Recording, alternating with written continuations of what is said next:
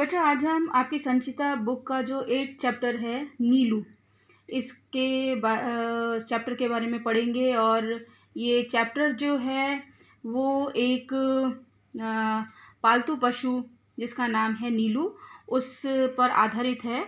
और आप में से कई के घर में बच्चों के घर में अपने पेट्स होंगे, और जब कोई पेट हम रखते हैं तो वो बिल्कुल हमारे घर के सदस्य जैसा हो जाता है।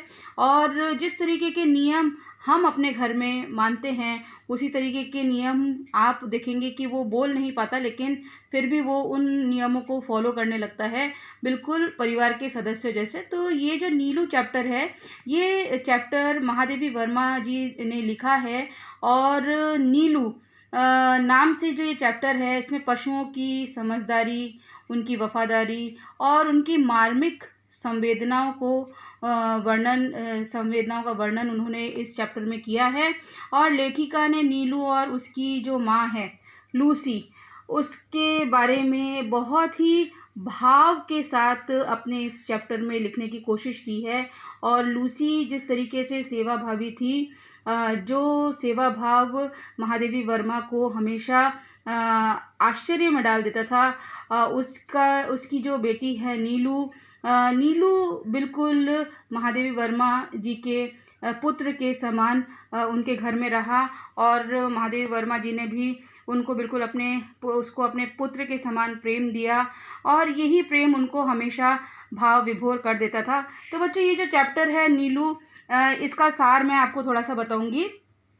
तो इसके केंद्रीय पात्र जो है वो नीलू एक कुत्ता है, जो जानवर होकर भी इंसान की तरह प्रेम की भाषा बच्चों समझने लग जाता है। महादेवी जी के घर में लूसी नाम की एक कुतिया रहती थी, उसी की बेटी है ये नीलू।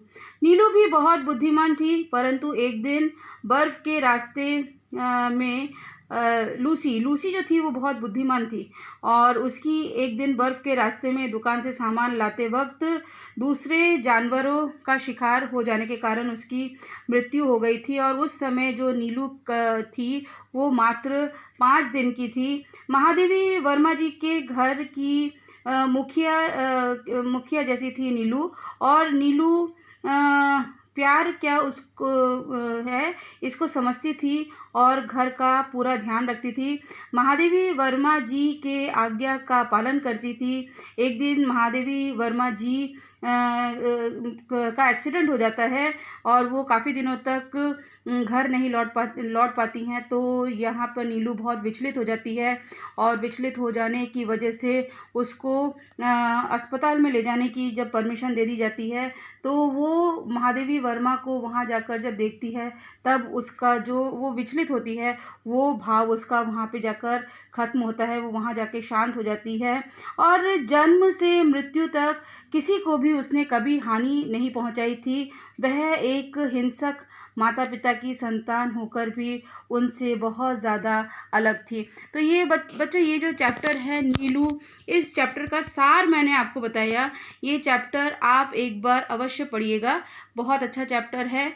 और यहाँ पर पशु किस तरीके से अपनी समझदारी इंसानों के सामने प्रकट करते हैं, ये भाव दर्शाया गया है। तो ये चैप्टर आप एक बार पढ़िए, आपको अच्छा लगेगा। धन्यवाद।